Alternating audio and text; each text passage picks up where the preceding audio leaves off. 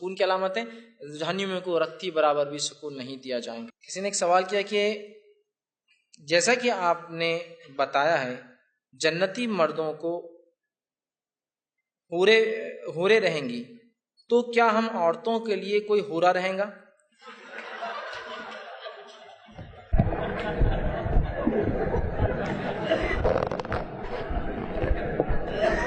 اچھا سوال ہے کہ جنتی مردوں کو حور ملیں گی تو عورتوں کو کیا ملیں گا؟ وہ حور کا حورا ہی ہو سکتا ہے، مسکولائن جینڈر اردو کے اندر۔ تو میں یہ کہوں گا جنتی مردوں کو اپنی بیویوں کے ساتھ حوریں ملیں گی، اور جنتی عورتوں کو ان کا دنیاوی حورا ان کا شوہر ملے گا۔ ٹھیک ہے؟ بہت سے لوگ اس معاملے میں پوچھتے ہیں اللہ رب العزت جنتی مردوں کو حوریں دیں گا تو کیا عورتوں کو بھی ایسی حور ملیں گے؟ تو یاد رکھیے جو بات صحابہ کے اقوال سے ہمیں ملتی ہے اور جو بات ثابت ہے وہ یہ ہے، اور نبی اکرم صلی اللہ علیہ وسلم نے کبھی زندگی میں عورتوں کو نہیں کہا کہ تمہیں حور ملیں گی، کبھی نہیں کہا، ہمیشہ بات صرف مردوں کے لیے استعمال کیا۔ ایسے حور کا معنی ہوتا حور العین، موٹی موٹی آنکھوں والیاں، ٹھیک، تو وہ مردوں کے لیے استعمال ہوا ہمیشہ کہ وہ تم کو ملیں گی، عورتوں کے لیے نہیں ہوا۔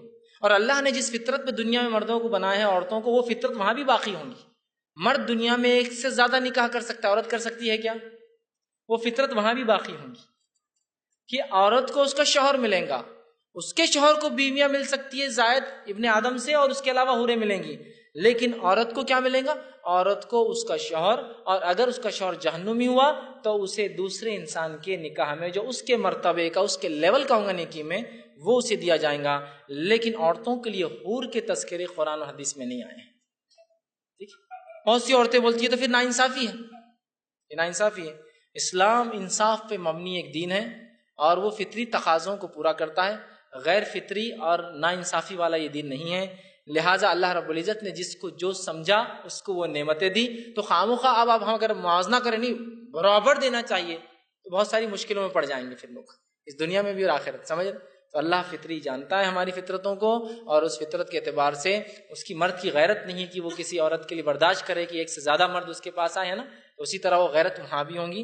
لہٰذا عورت کو اس کا شوہر یا اس کا نکاح ہوگا، مرد کو بیویاں یا حوریں ملیں گی۔ نبی اکرم صلی اللہ علیہ وسلم نے کبھی صحابیات کو حوروں کا تذکرہ نہیں کیا، لہٰذا سلف سے ہی عقیدہ ملتا ہے حوروں کے تعلق سے۔ تو عورتوں کو کیا ملیں گا؟ عورتوں کو ان کو ازواج مطہرات کی سورہ بقرہ کی آیت میں نے کہا نا، اور زوج کہتے ہیں عربی زبان میں، اسپاؤس کو اسے انگلش میں بولتے ہیں۔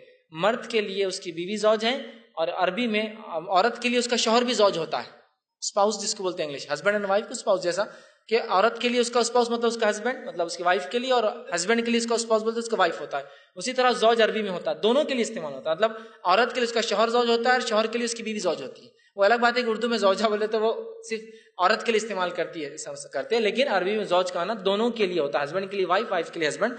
تو ازواج مطہرہ کا، حور مطہرہ نہیں کا عورتوں کے لیے، مطلب مردوں کو عورتیں ملیں گی، عورتوں کو بھی جو ہے ان کے شوہر ملیں گے، اور پھر حوروں کا تذکرہ مردوں کے لیے الگ سے آیا ہے، صحابیات کے لیے کبھی نہیں آیا۔ ٹھیک، اس سے یہی پتہ چلتا ہے سلف صالحین کے اقوال سے کہ مردوں کو حور ملیں گی، عورتوں کو ان کے شوہر ملیں گے، یا شوہر نہ ہو تو وہ دوسروں کے نکاح میں دے دی جائیں گی۔